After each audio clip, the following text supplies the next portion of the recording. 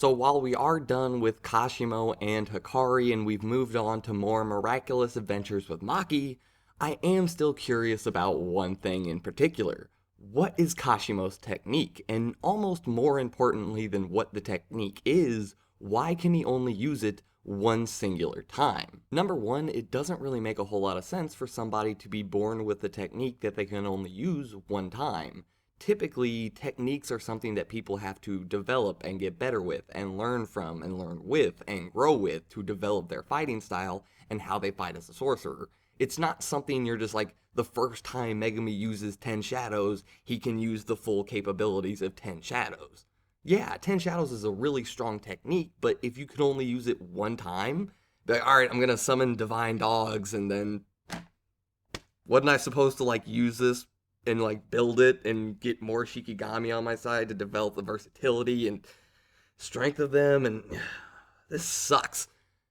A lot of techniques really are not at their strongest just by being the technique. Even Satoru Gojo, somebody who has an insane technique like the Limitless, first time turning on the Limitless, you're probably going to be pretty strong. It's a pretty good jump from base level to first time Limitless user. But even that, he's gotten increasingly stronger with it the more and more he has used it. So, for this reason, I think Kashimo actually used a binding vow on himself to make his technique way stronger than it used to be, allowing him one last final use of his technique that he has probably already perfected throughout his life as he became one of the strongest people, if not the strongest person in his entire era. Another thing to think about is the fact that he probably didn't place this binding vow on himself until very late in his life. Remember, we saw him near the end of his original life when he finally asked Kenjaku who was the strongest person ever. And Kenjaku told him Sukuna, but he lived 400 years ago. But I can resurrect you later, you guys both going to be alive at the same time, I'm just saying, and they made the whole deal. Well, at that time, until then, we can assume Kashimo didn't always have this lifelong goal of, I'm gonna fight Sukuna. That probably didn't become his goal until that point in time when he made that deal and when he had that conversation with Kenjaku. So, before he died, he probably thought to himself, Sukuna is the last person I want to fight. I don't care about anybody that's going to be in the modern day. I'm going there for Sukuna. So, I only need to use my technique one more time for one more fight. He then would place a binding vow on himself, allowing him to only use the curse technique one more time, and in exchange for that, he'll never be able to use it again, or he'll die, or he'll never be able to use curse energy again, or whatever the other side of that binding vow is.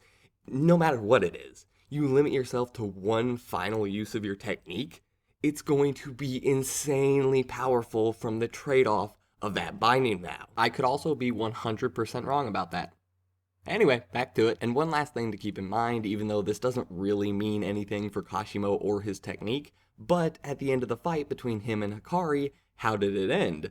The explosion, Hikari survives because of a binding vow that he made, and then he's able to beat Kashimo because Kashimo's out of cursed energy. A binding vow was the final big thing that happened in that fight. Just saying, binding vow, maybe Akutami's just hinting a little bit to us, giving us a nice little hint, dropping a few clues, saying, hey, he can only, and this is also the same time that we brought up the fact that Kashimo's curse technique can only be used one time. Just saying, it's not really a connection, it's not even really a parallel, it's just a thing. And one more thing about Kashimo's technique before we get into some random just ideas that I have of what it might be. I would love to hear ideas from you guys down in the comments below too. But one more thing is I feel like it kind of has to stick to the whole electricity motif. Would it not be kind of weird if it didn't? Kashimo in base is all about electricity. His curse energy has the properties of electricity. He can build up this electrical charge and then like rip lightning bolts through vital organs of his opponents. And then you ask him what his curse technique is and he goes, oh, boogie woogie. What? Wait a minute, wait, okay, hang on, wait, what? It's weird. It's weird if he has all this electricity stuff and then his technique is boogie woogie. That's just kind of strange. I feel like it just makes more sense, kind of sticks with the whole motif, if his curse technique also involves electricity in some way, shape, or form. Now, with this being said, this really isn't that restrictive. Gege Akutami can come up with all kinds of fancy little funky reasonings for why electricity allows him to do this or that or the other. Number one, I'm going to start off with the idea that, well, what do you use to communicate throughout your body with? Electrical signals. Your brain uses electrical signals to communicate throughout your body. So taking a little bit of inspiration from Bleach, I'm blanking on his name right now. It's the visored with the blonde hair and the like circle on the bottom of the hilt of the sword. And yeah, he messes with the senses of his opponent. Using electricity, Kashimo could possibly control the electrical signals within his opponent's nervous system to just completely screw it up. Post-editing version of me here right now, I just want to clear it up. The dude from Bleach did not do that using electrical signals. I am saying Kashimo could do a similar thing to what he did, but Kashimo would use the electrical signals from the opponent's brain. Okay, just clearing that up before I get a bunch of comments going, the dude in Bleach didn't use electric... I know. Just, he did that. Kashimo could use electricity to do something similar to that. You could go far enough as to say that Kashimo has complete control of their five senses due to the electrical signals that he can control throughout their brain and body. Maybe he can even take control of their muscles. Make their muscles spaz out and tense up to where they can't move as well. Maybe before Kashimo had a binding vow on himself to make this curse technique even more powerful with a one-time use, maybe he could do something much more simple with the electrical signals in their brain, or he could only minorly affect them. But say now that he has a one-time use, this could be amplified to the point where he can control all five of their senses and make it almost impossible for them to fight back. Of course, Sukuna is like, oh, Sukuna, he's so strong, he can fight against it, he can adapt, but that...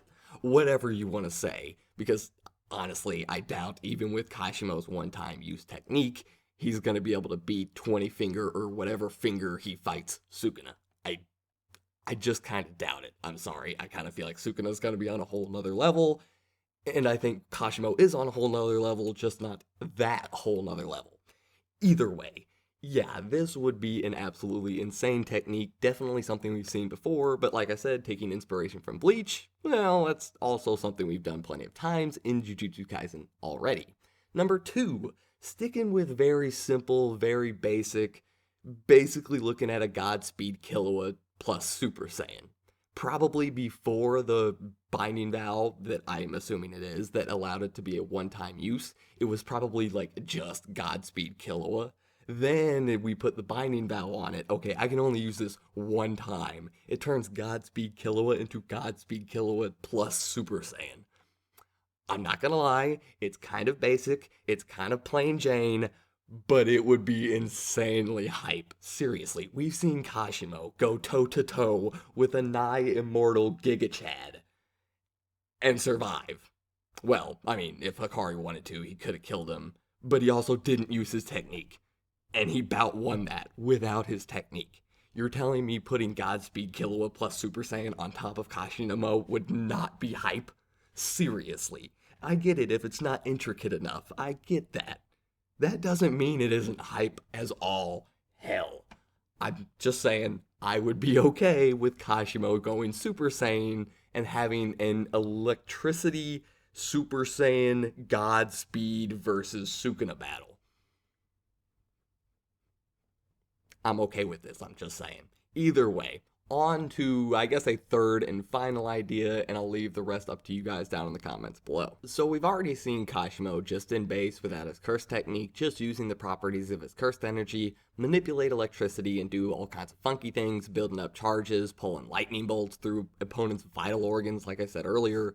What if his curse technique can quite simply just take this to the next level, allowing him to freely manipulate electricity around him?